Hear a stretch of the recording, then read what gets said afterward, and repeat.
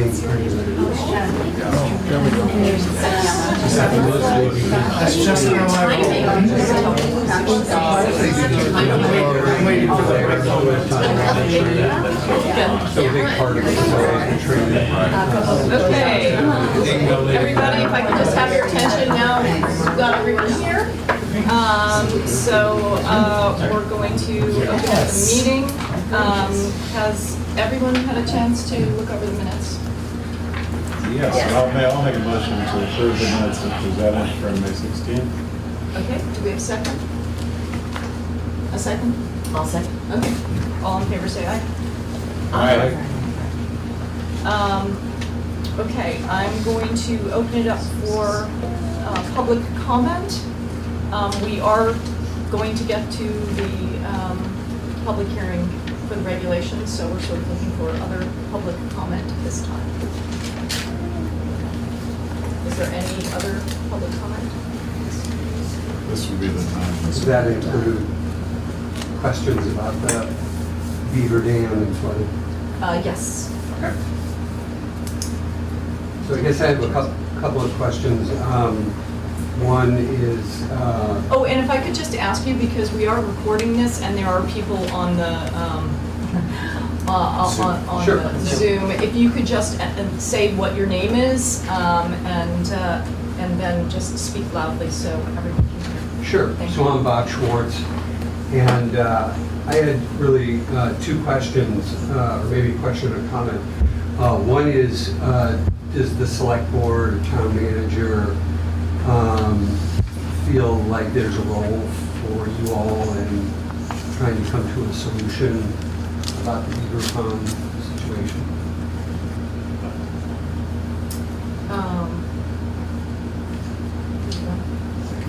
I mean, I think the answer is yes, as it pertains to a couple things, life safety and then public infrastructure. If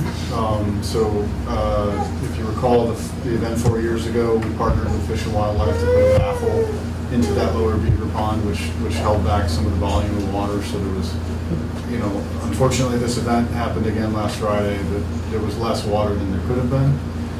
We've communicated with Tyler Brown, who's the wildlife specialist, to come back to make sure that baffle was functioning, and then to talk about potentially putting in a second one. And then doing some remediation work along the road to clean up the road shoulders, fill in the edges of driveways where we can. And that's kind of the extent of where we are right now.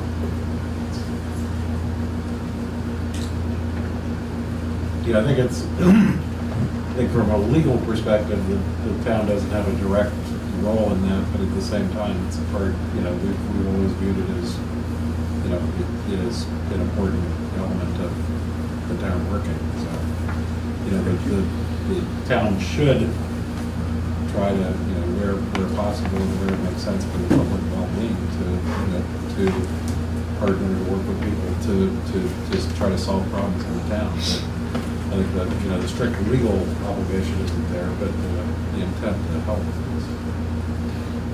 I think one of the challenges is if it's left to the people in the village to try to figure out how to solve the problem, then that's going to be a fractured solution. There are going to be a lot of people talking with the landowner, talking with Tyler. I spoke with Tyler yesterday as well. And so it seems like it's a solution that even if there's no legal responsibility, would be best arrived at, with somebody taking the lead on it. So, You do. I think the first time, we definitely took the lead then. So I would anticipate we will do that again. So one thing that Tyler said was that the baffle doesn't really have anything to do with dam failures. So it keeps the water level at a certain level. In other words, it's not going to flood more what's behind it, but it really doesn't help prevent this from happening again. Correct. So I think that seems like that's more about monitoring the state of the dam and the ponds. And frankly, the problem this time was beavers built a dam below the baffle. So that's actually what drove And the main dam is on the verge of breaking, it appears, because it's got water flowing over the top of it. Yeah, they both broke on Friday. So about a third of the water in the main dam came, the lower pond came out, and then the check dam that they had built was, I think you're correct, the first thing that failed, and then the upper dam partially failed. But there was still probably a third of the water retained in the pond. So I don't know what. Sorry.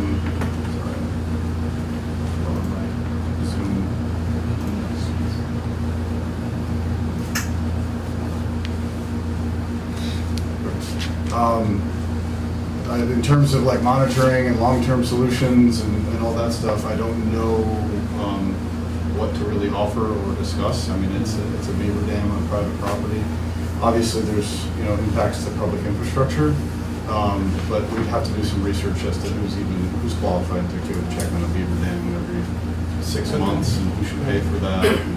Well, who did you say you talked to at the state, Tyler? Tyler Brown is just the wildlife specialist that does the beaver baffle Is program. the same guy from just 4 years ago? Yeah.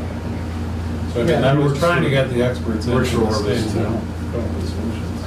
Because I think, exactly, we need somebody with that expertise to come every 6 months, every year, I don't know. But look at it and make recommendations. I don't know if they would suggest trapping the beavers out, they'll come back, but. Yeah, and I don't, it's one thing to have somebody inspect it, but then what happens when they find a flaw or an issue with it? What do you do then? Right. It's not like it's a wetland. Machines generally aren't allowed easily, and there's not a lot of easy remediation solutions, even if you are monitoring. But we're, obviously willing to discuss and look into it. My understanding is that there's also an expert from the state that deals more with waterway issues. And I've not called her yet, but I don't know if anybody else has been in touch or maybe anybody in the. Do you know who that is, Bill? Can't come up with a name right now.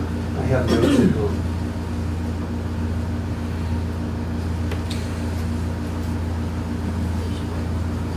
And then, I think that's an issue because it doesn't look like the existing dam that's still holding back a majority of the water is really intact. I don't really know that much about it, but it's breaching over the top. So Because they built it back up kind of quickly since Friday, and it's already retaining water. So how well it's been built back up, I think, is a good question. I went Saturday morning and then went yesterday, and it was the same. So, One thing I've kind of learned since being on the select board for a little while, the town's ability to help on things. Refarm Lane is another good example of we've got real water issues, and our ability as a town to, even when we really want to figure out the solution, help come up with a solution, it's not easy. We've got a lot of, our hands are tied in a lot of ways. It's, I think Rob's been trying to work with, with all the experts that we can hold in to the extent possible to come up with the best solutions. But folks don't want us bothering beavers, but at the same time, Dave knows dealing with wildlife. There's a public infrastructure investment element to it too. There's 3 successive structures that are downstream of where that outlets that are, that were right-sized.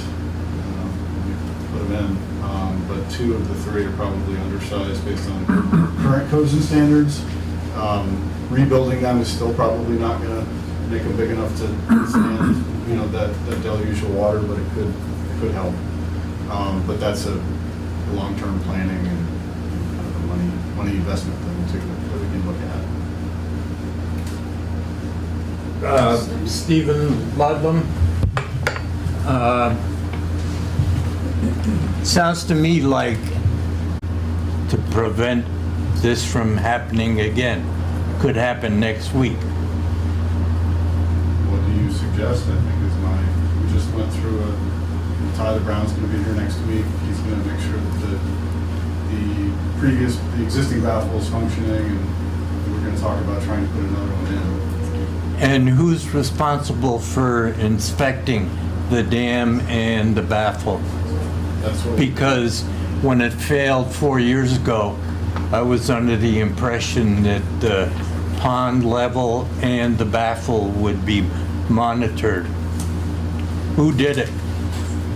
Who did it? What, Tyler was checking on it periodically. I mean, I live up the street and check on it. Yeah, I know, that's what I don't understand. You drive by it every day. You would have noticed that You want me to walk the through level weeds was every up. single day, Steve?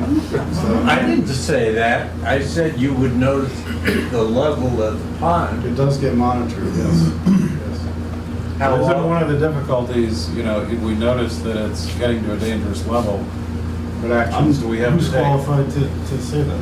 Well, I, Certainly not me. I think But that's it's what can we do to the, you know? So I guess my question would be, is anyone working through this? No. So we can say, what do we do? But then is anybody making a call? Is anybody talking to the landowner? Because I think there are potential solutions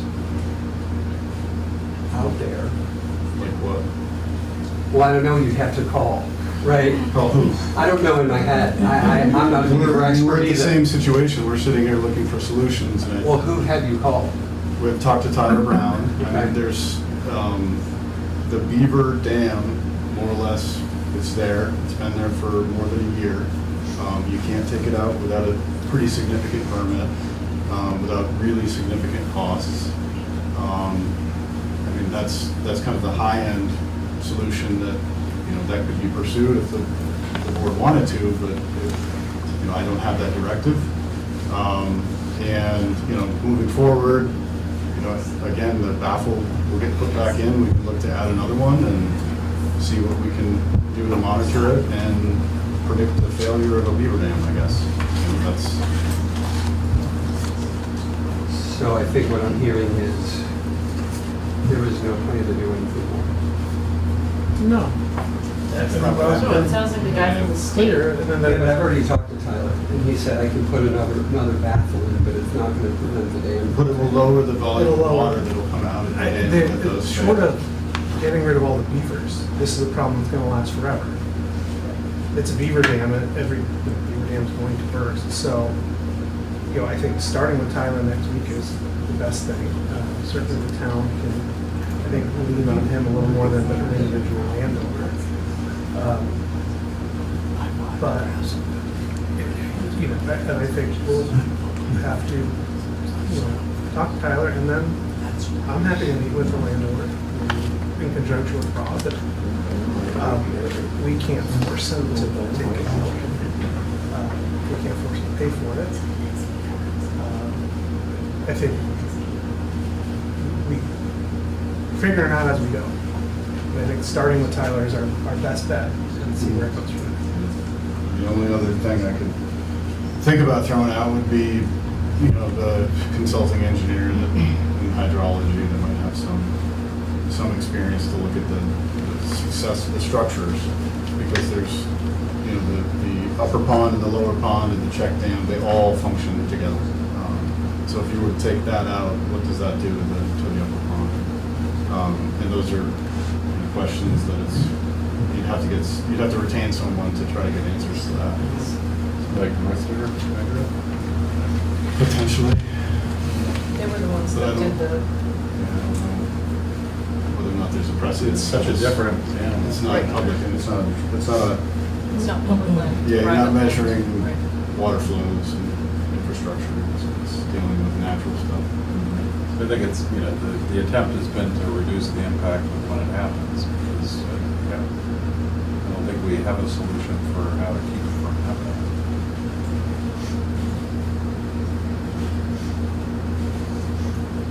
Stephen Lund, when is the town gonna collect all the gravel that's been spread all over? We should be back sometime this week to clean up along the edges of the road. Okay, because as of right now, where they're patched, is now blocking everything that comes down the ditch side of the road. In other words, it's a high spot. So if we have an inch of rain or something, it's gonna hit those areas and just divert on lawns. Okay, well, yeah, I mean, we filled in driveways, so if they're a little high, I guess we can scrape them down. And how about the sides of the roads, the gutters? You got a lot of gravel in there, but the gravel just washes downstream. So what are your plans to prevent that from happening? Prevent what from happening? Prevent gravel from moving when water flows? Yeah. Just blocks all the storm drains and Yeah, gets no, into a pile, and then the water just goes down. We'll pump the people's drains, lawns. we'll pump the drains and try to clean up the edges of the road. Okay.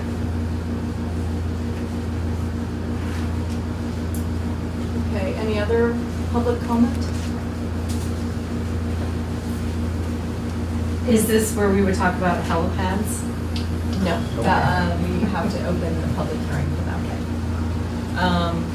Okay, so if we have no more public comment, we are going to move on to Coolidge Lane issue.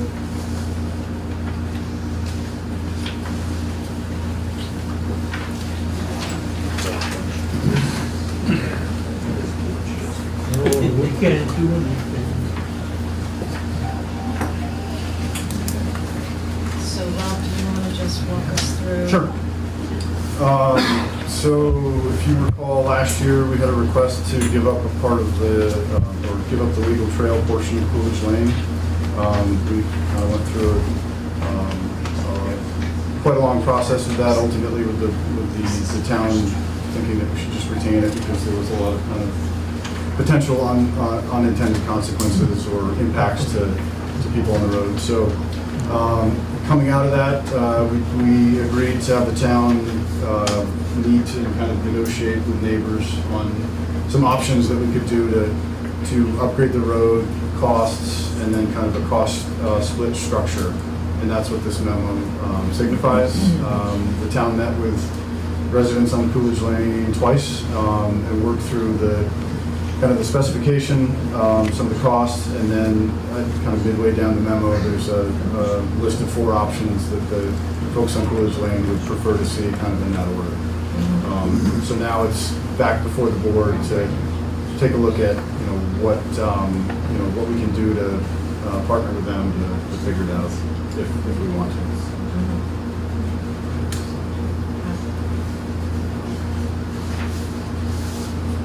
Happy to answer any questions. We did extrapolate the tax kind of valuation impacts to show tax levy. And that was one of the things that the group talked about at the last meeting. Yep.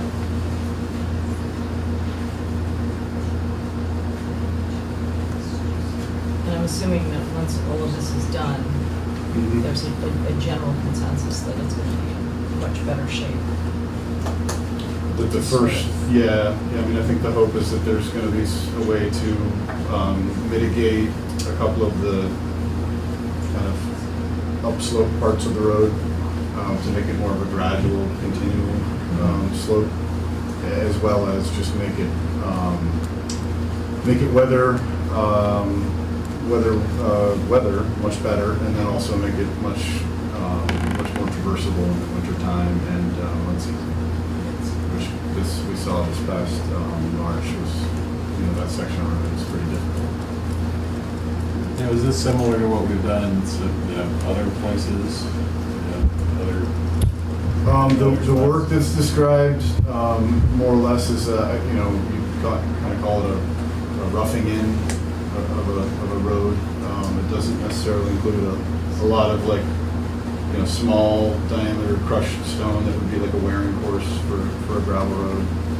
That could be put down kind of over time in future years, but this would get the road base Stabilized. Yeah, the road base, and essentially with adding fabric, hopefully separating the frost breakup from the travel portion of the road. So it's not an overly glamorous, you know, it's a good solution, but it's not, you know, there's probably more work that could be done.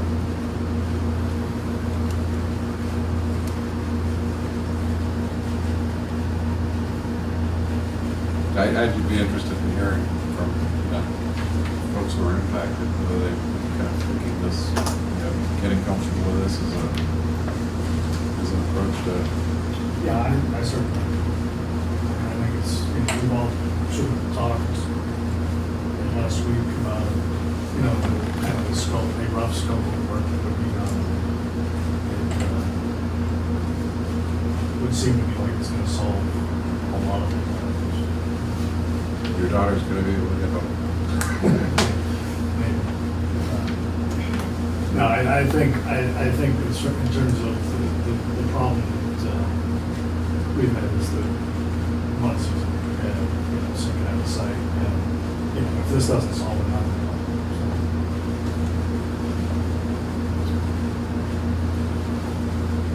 And you guys Yeah, are all we're- in order?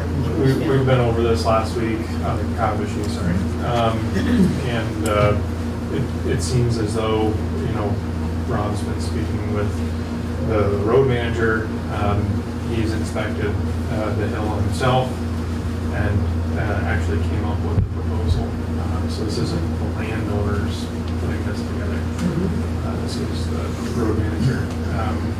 And we've kind of consensually agreed that that's probably a good plan for that travel portion.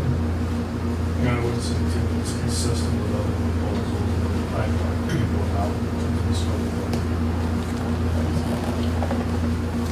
So if we did solution number 3,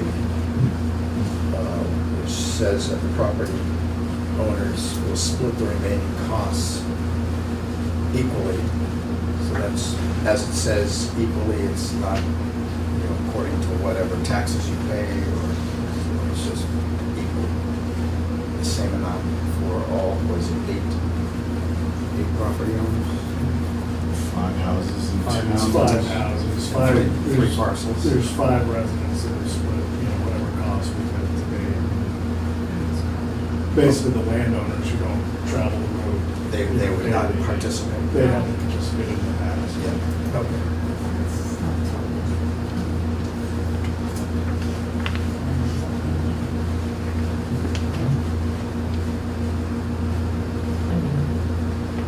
Because we just have to, look at these options and think about, timing-wise, how long would it even take? A couple of weeks.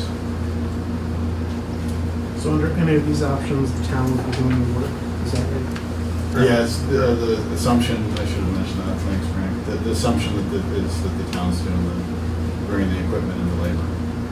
So these costs are just materials costs. I do have a question, Lynn Coolidge. Based on this estimate, if you are to get in there and start pulling stumps, and we run into issues that we're not expected to find, is that going to be solely the cost of the homeowners to cover that difference? So if you get in there and you're like, oh, we need like twice this much material. Sure, so Kyle had, I think, maybe sniffed out some of the quantities that we used are pretty aggressive. There's a lot of, we're budgeting for a lot of material. So our thought going into this would be a not to exceed figure. So this would be like the max, Yeah. is what you're saying? probably? Hopefully we use less, but that's kind of the assumption is that it's we probably added about 10 to 15, maybe 20% quantity figure on top of what most people would think would work, and then it's going to be a not to exceed after that, basically. Okay. Can I make a comment? I'm John White, and I'm one of the residents. I've been there close to 20 years now. And you can see the annual tax amount that's committed by the 5 residents that are there. It's fairly significant. I think it should also be noted that the the gentlemen who live there have been maintaining that road through all seasons, all year long, forever. And there has been no town money put into that road, probably ever.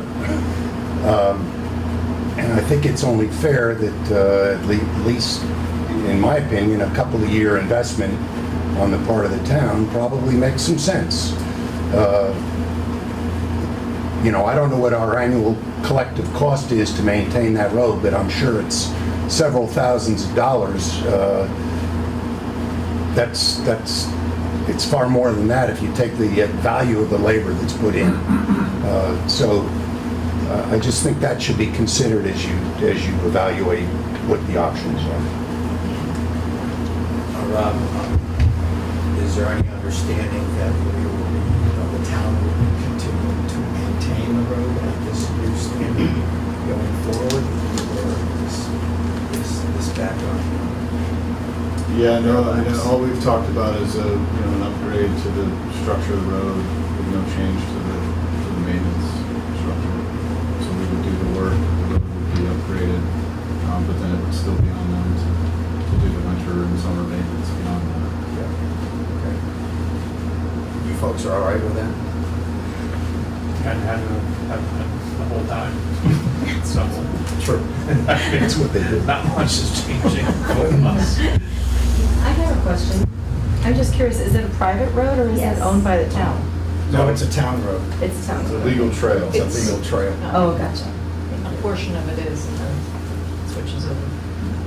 But that, from the town's, the town's obligation with respect to that type of road is kind of minimal.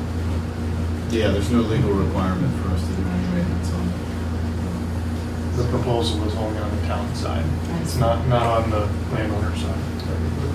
The other thing I would add to what John said is last winter, we made the trees removed. Yeah. So the last winter, we removed, I don't know how many trees, 20 trees along the side of the road. And the cost to us, I think, was $2,500, $2,000 and $2,500. Yeah.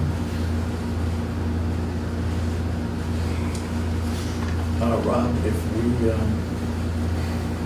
pay for this using either one or two, do you have a preference from a financial standpoint? Not particularly, it's just the option to put the actual work into a different cycle. If we're gonna wait to fund it in a future budget. So option two would be next summer. Yeah. It wouldn't happen, but you are ready and able to do it this summer. Yeah. Yeah, I mean, we could do it this year.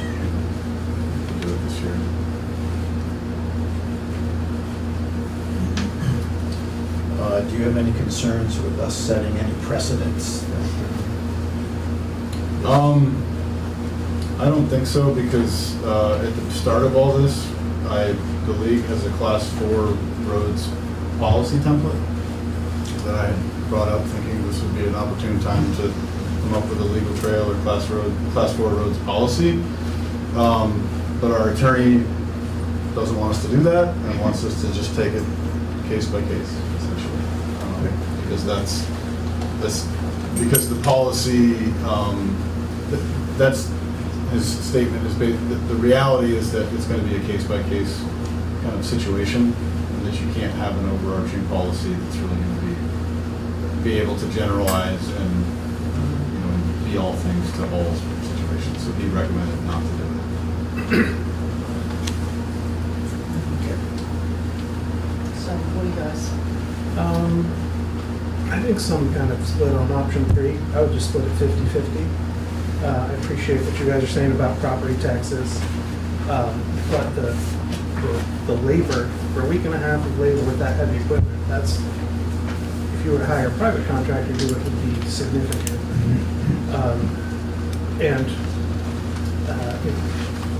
Everybody pays taxes, not everybody gets road maintenance out of it. I live on a private road, so I pay the same tax rate and don't get services for that. I understand it's a legal trail, but I think that doing 50-50 with the town doing all the labor, that just seems like a pretty fair way to split it. So you're saying $8,000 for from the town. For and then- material costs. And they And split. then we do the labor, and then the neighbors split the other 8. Just my thoughts. But you, Jim? Yeah, I agree conceptually, I have the same thought that we're actually, materials cost is the smaller part of the cost of actually doing the work. And having a split, which, what the split is, that would make some sense to me. I don't know, within 3, how we came up with the 6. We did something like, we'll provide 8 worth of materials, and we've budgeted on sort of an overboard basis maybe, and whatever the, excess up to 8 in the town, residents cover. I mean, right now, do we have 8,000 in the budget that we can Yeah, allocate good. to this? So this year, probably, It's June 14th too, so. getting down to the end. Right. Yeah, I mean, I think we have precedents where the town has aided different folks, certainly thinking of the Chanticleer and Farm Road. The dam break, we're sort of stepping up there with certainly a lot of labor anyways, and probably some expense. So, I would move that we go by Frank's suggestion that the town pay for $8,000 and the balance is split among homeowners.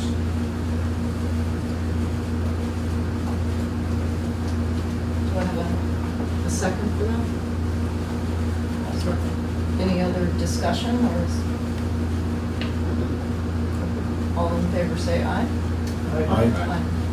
Okay. Thank you. Oh, yeah, I'll be in touch about the timing and Yeah. next week.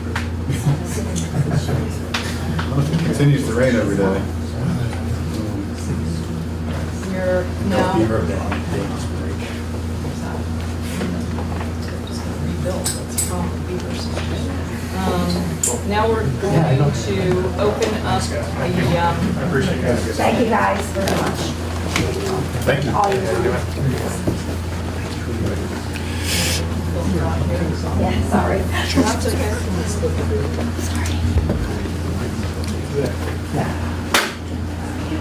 Church.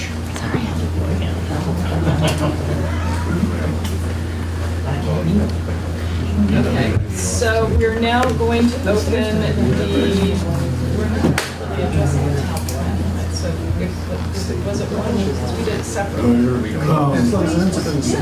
did close it, okay.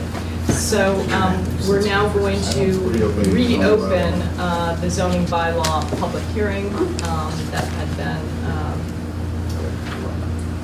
suspended, I guess, recessed at the last meeting. So if there is anything new, I know we had a pretty full discussion with Airbnb the last time, so if there are comments about that, I would prefer them to be new ideas. But other than that, is there any other comments? Well, I guess I'll bring up about the helipad issue then first. Could you state your name? Oh, sorry, yes, Suzanne Dorch. So in light of the horrific tragedy that happened on Monday, of which we're all aware, it kind of made me think about helipads again. And in light of the fact that the nearest helipad is in Manchester, behind their town office, that's about a 20-minute ride from here. And, which could make the difference between life and death.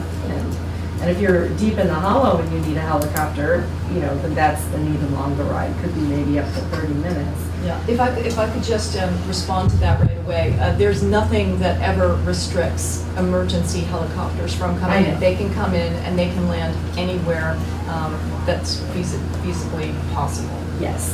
So in the wintertime, that's more difficult. Of course, you can't just pick all the fields. So I had a lengthy conversation with the Manchester Fire Department, the Northshire Emergency Medical Services team that responded to the accident on Monday, and also our own Dorset Fire Chief about this issue. And it was just very eye-opening. Actually, the Dorset Fire Department thinks there should be a helipad on Raptor Lane by the town office. That would save about a half an hour, up to half an hour of time to get somebody a life flight.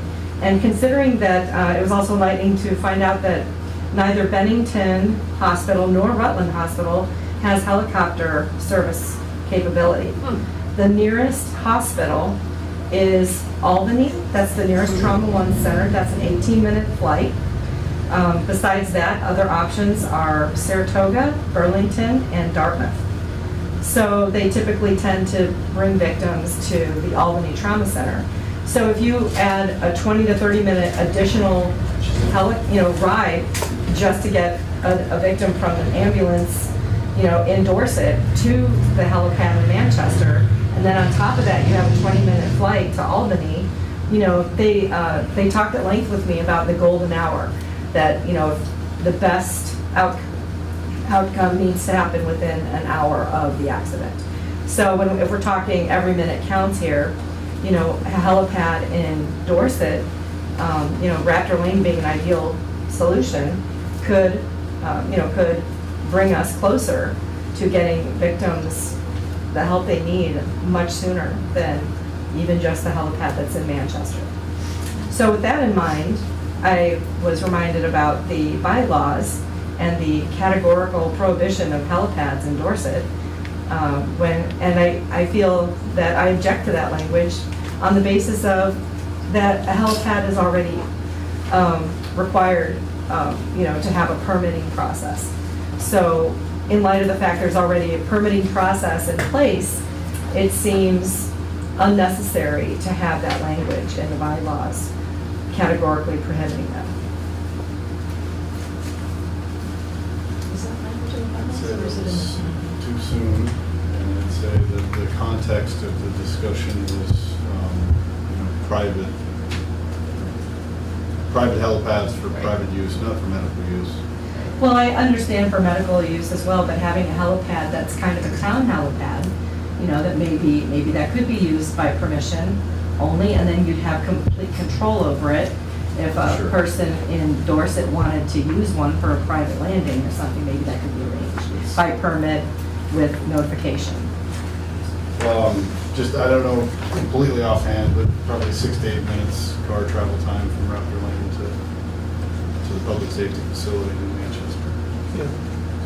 Does anyone know where that is in the zoning? It talks about helipads, or is that town? I think it's in the town. It's in the town It's in the plan. town plan. Which we already closed and voted on, right? We haven't voted on it yet, we Yeah. just closed it. Okay. And it's a scenic, aesthetic protection kind of statement in the town plan.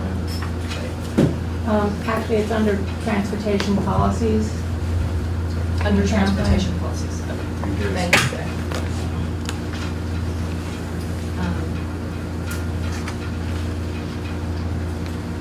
Okay, is there any other input? Yeah, State hi. your name. Yeah, I'm James Murray. I live in Dorset. I do want to make a comment about short-term rentals. I didn't have the opportunity to do that last time. For your consideration, I want to give you some evidence-based data to think about. From the period of January 2018 through January 2023, the median house price per square foot in Dorset increased by 52%. In that same time period, the number of short-term rentals operating in Dorset decreased by 14%. Let me say that again. Housing prices went up, short-term rentals went down. And the way to really think about this is that a short-term rental is a house that's shared by 10 families, as opposed to 10 people going and buying individual homes for themselves that they use exclusively for themselves. The other issue that was brought up in the meeting minutes, or the Planning Commission commented on, was that we want to prevent corporations from coming in and buying up residential homes, and I understand that. But we confirmed in the last meeting that there hasn't been a single example of this happening. So I ask you guys, as you think about this, is this really the best way to achieve a goal in the least burdensome way? And my request is to strike out that section 328B. Thank you. Tell them what that says. James, can you spell your last name for me? It's Marais, it's M-A-R-A-I-S.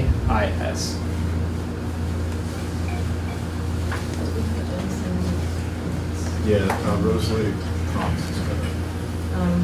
Yeah, I thank you all. This is a massive effort on the zoning and bylaws, and so I thank you for your effort.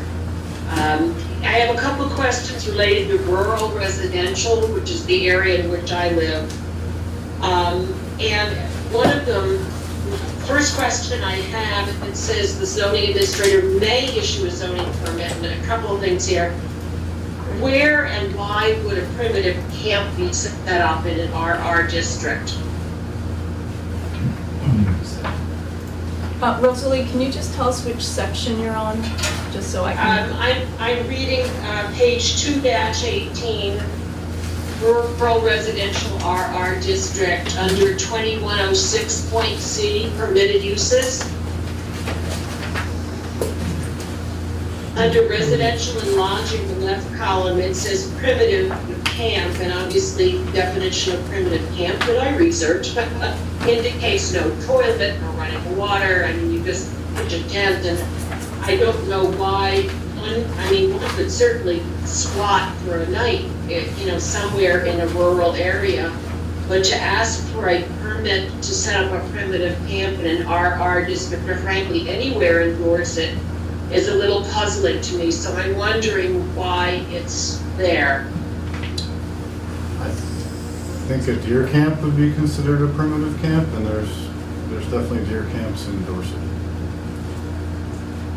I think that's the answer. Can you hear me, Rosalie? Yeah, I can hear you. And are those in RR districts? I'm only looking at my area of an RR district. I haven't moved to Balltown. Most of them are going to be, on the hillside, so probably some are RR, some are Forest 2. Okay, that makes sense. Yeah, no, I hear you. I have another question, and I'm the second column, civic and community, and I'm assuming that government, facility, education institution, religious institution are there because they exist in this RR district. Is that correct?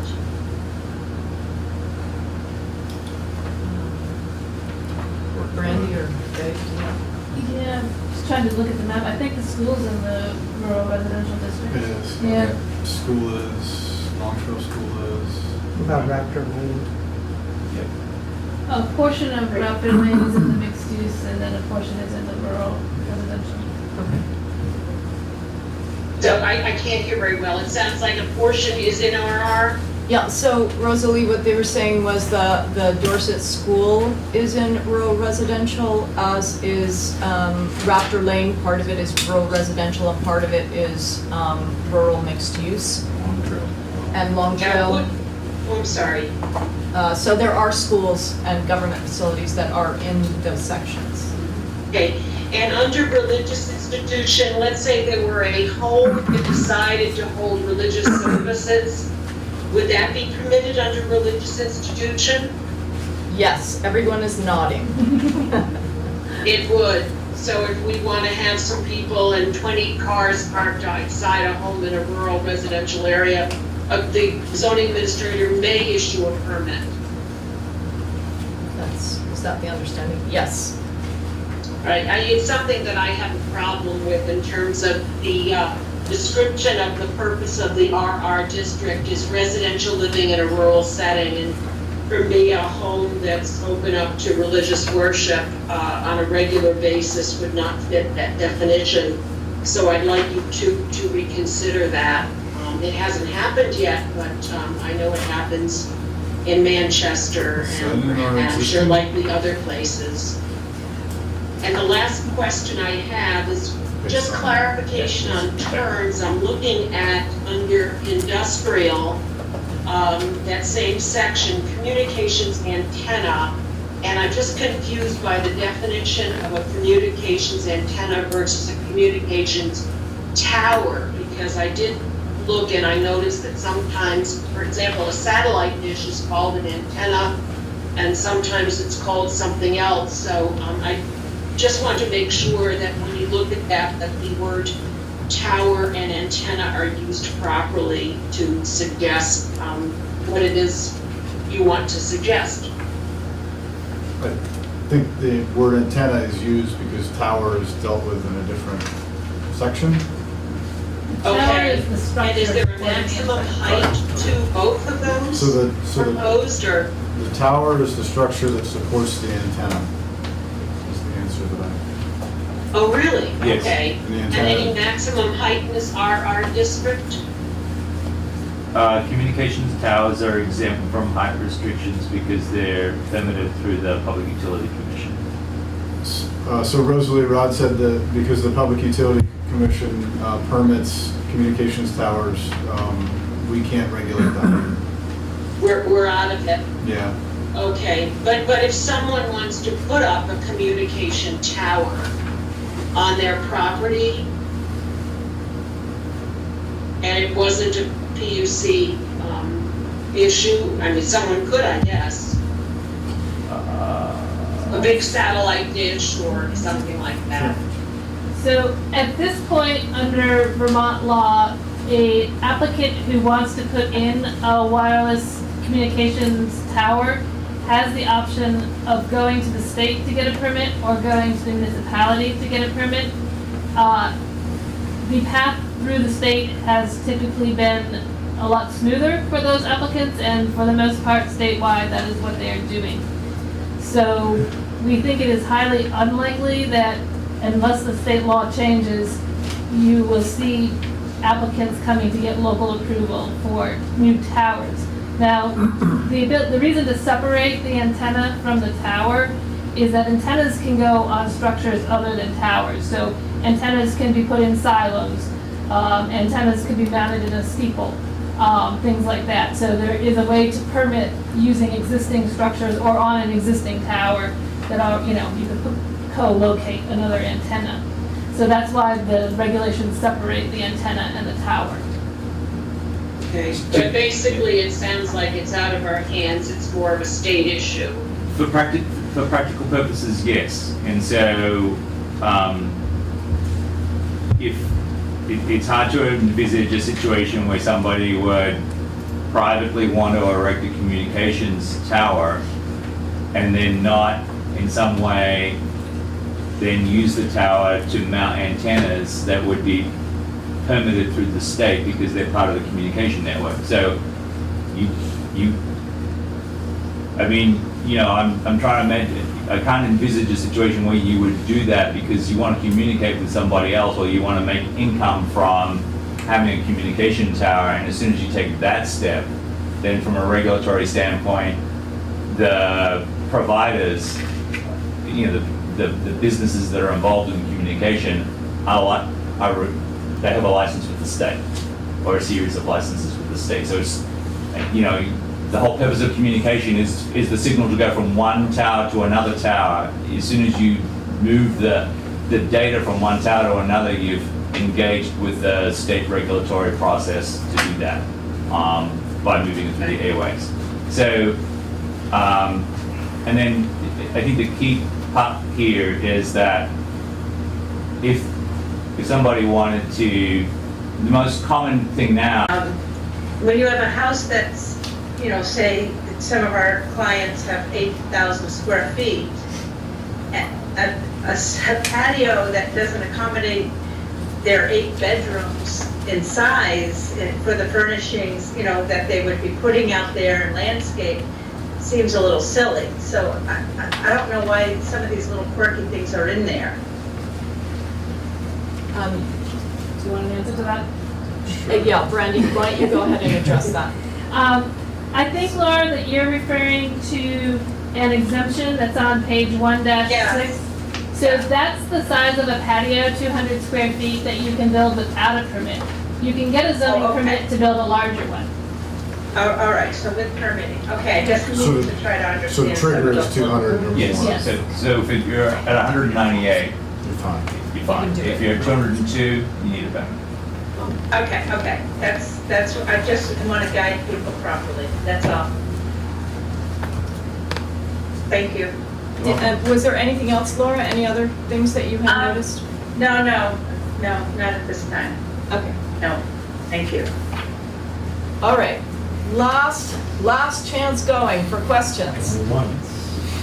Twice, okay. We are now going to close. Let me interrupt. So if we have our own things we want to discuss, Yeah. is that as a board, or does that have to continue?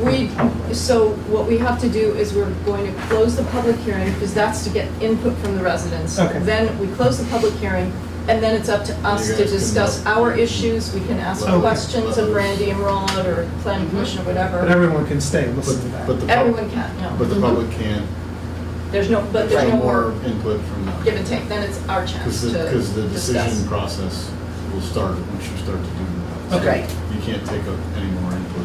Right. Okay. Because it might call in the. And just so you know, Rob said that there is no timing in terms of, it's not like we have 45 days when we have to make a decision. Oh. So if we need to move it to another meeting or 2 meetings, whatever, there's no, it's not like the clock is ticking. Because I Right. think the last time we thought the clock was ticking.